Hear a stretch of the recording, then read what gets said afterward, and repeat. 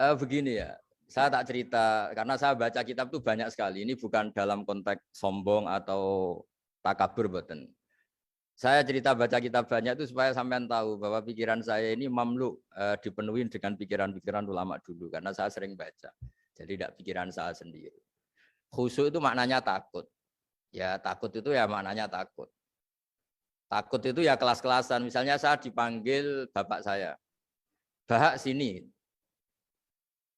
Sekedar datang ke tempat itu meskipun nggak niat nurut, saya ulang lagi, sekedar datang ke tempat beliau manggil saya meskipun nggak niat nurut, itu sudah satu poin tertentu. Karena dipanggil terus menghadap itu sudah bagus. Meskipun di hati saya nanti saya bilang nggak mau, saya mau main. Tapi itu sudah poin tersendiri. Karena bandingannya akbala dalam bahasa Arab itu adbaro. Adbaro itu dari kata dubur. Dubur itu membelakangi. Daripada misalnya dipanggil Bahak sini, malah lari menjauh, membelakangi. Kalau dalam bahasa Arab adbaro, adbaro itu menjadikan duburnya di belakangnya. Makanya bandingannya akbala itu menghadap dengan muka. Kalau adbaro orang di belakangi pakai duburnya. Makanya dalam bahasa Arab disebut adbaro. Nah, sehingga terburuk dari seorang hamba itu adbaro, dipanggil ndak moro, dipanggil ndak menuju yang dipanggil, malah menjauh.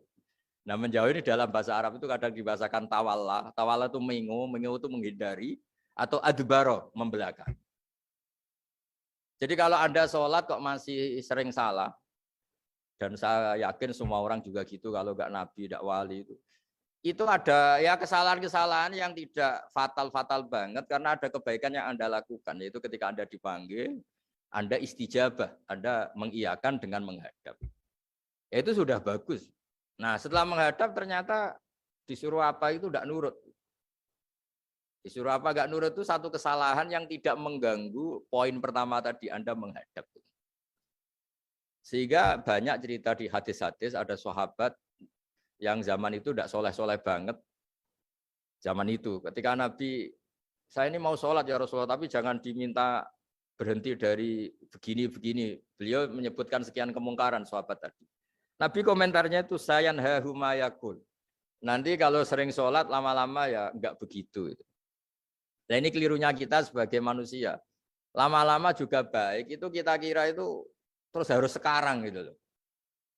Nah itu keliru. Harus sekarang itu keliru. Bisa saja kita ini setiap sholat pasti sudah ditulis Allah nanti itu mati baik. Delala nanti habis asar sebelum kita maksiat sudah mati. Habis sisa sebelum kita maksiat lagi sudah mati. Jadi barokahnya sholat itu ada waktu yang potensi ya, potensi sholat itu akhir kenangan kita, sholat itu identitas kita, sholat itu status kita. Nah, karena kita sholat itu pakai niat, niat itu komitmen. Sementara kalau Anda maksiat itu tidak pakai niat karena zallah. Zallah itu ya ada niat maksiat, tahu-tahu mungkin di bis ketemu orang cantik, terus agak jelalatan. Tapi kan tidak niat. Tapi kalau sampai sholat kan datang ke masjid, bayangkan diimami ini, nanti kamu takbir, nanti kamu baca ini, baca ini. Jadi benar-benar komitmen. Itu status kita. Kata Said Zabidi disebut mautinuhu wa haqiqatuh. Baiknya umat Islam itu kalau taat itu mautinu, itu alamat resminya, itu statusnya, kata Said Zabidi. Tapi kalau dia maksiat itu zallah, zallah itu kepleset. Jadi tidak pernah jadi status kita. Semoga semua maksiat kita ini tidak status, tapi zallah. Tapi ketika taat itu status, hakikat kita. Maka fal'ubudiyah ya haqiqatuh wa mautinuhu wa dhatuh. Ini kata Said Abdul Az-Zabidi pengarang Ithaf. Orang Islam itu orang yang ketika ibadah itu identitasnya. Betul, ketika ibadah itu Allahu Akbar, dia berharap rahmatnya Allah gini-gini. Nah ketika salah, dia zallah. Dia ngantor ya ada niat korupsi, dia ingin membenahi negara ini. Dia nyai juga agak ingin macam-macam.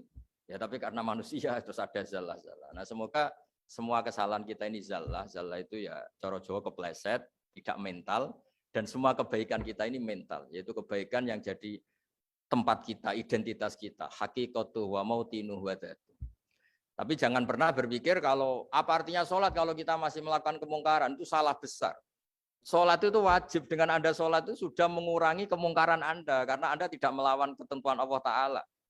Kayak kita orang Indonesia, meskipun kita koruptor, mau jadi KTP Indonesia sudah bagus, kita mau jadi warga Indonesia. Meskipun setelah itu kita korupsi, dan salah, tapi lumayan jadi mau jadi warga apa? Indonesia. Orang mau sholat artinya dia menstatuskan diri sebagai hamba Allah. Teken kontrak, kalau saya ini hambamu ya Allah. Anta Robbi, iya karena butuh, iya karena stain.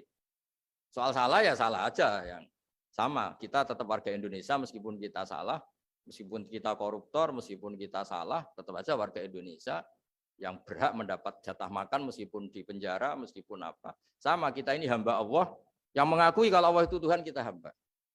Dan barokahnya pengakuan itu insya Allah di cerita-cerita syafaat, kalau kita dosa atau apa, insya Allah dapat syafaatnya Rasulullah SAW, karena kita tidak pernah lari dari status kehambaan. Jadi yang harus dipegang, makanya status kehambaan ini nggak boleh hilang. Kita harus sering bilang, Robbi, Robbi, Tuhanku yang merawat aku, yang memberi aku. Dengan demikian kita menjaga status kehambaan kita. Dan status hamba ini yang menjadikan orang layak masuk surga, yaitu fadkhuli fi ibadi, kamu harus resmi menjadi hambaku, baru ada perintah wadkhuli jannati. Kalau menjadi hamba aja nggak mau, kita punya keangkuhan, punya keinginan yang mulu-mulu, sehingga seakan-akan kita ini Tuhan, nah itu tidak menghamba. Kita harus fadkhuli fi ibadi, baru wadkhuli jannati. Saya kira demikian, semoga ini manfaat. Monggo bareng-bareng. Bismillahirrahmanirrahim. Al-Fatihah.